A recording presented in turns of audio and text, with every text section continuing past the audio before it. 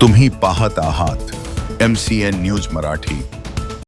वाशिम शहराच्या पाटणी चौकातील रहदारीला अडथळे निर्माण करणारे मुख्य बाजारपेठेतील फळ तसेच भाजीपाला विक्रेत्यांवर 7 एप्रिल रोजी शहर वाहतूक शाखेने विशेष मोहीम राबवली।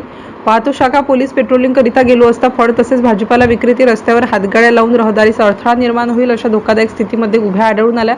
त्या सर्व फळ विक्रेते तसेच भाजीपाला विक्रेते हातगाड्यावाल्यावर कलम 285 भारतीय न्याय संहिता प्रमाणे एकूण 9 हातगाड्यावर कायदेशीर कारवाई करण्यात आली। तसेच वाशिम शहरात नो पार्किंग झोनमध्ये रस्त्यावर रहदारीस वाहतुकीस अडथळा निर्माण होईल अशा धोकादायक स्थितीत फळ विक्रेते किंवा भाजीपाला विक्रेते आढळून आल्यास त्यांच्यावर शहर वाहतूक शाखा तसेच नगरपालिका वाशिम यांच्याकडून कडक व संयुक्त कायदेशीर कारवाई करण्याचा इशारा देखील वाहतूक शाखेकडून देण्यात आला आहे।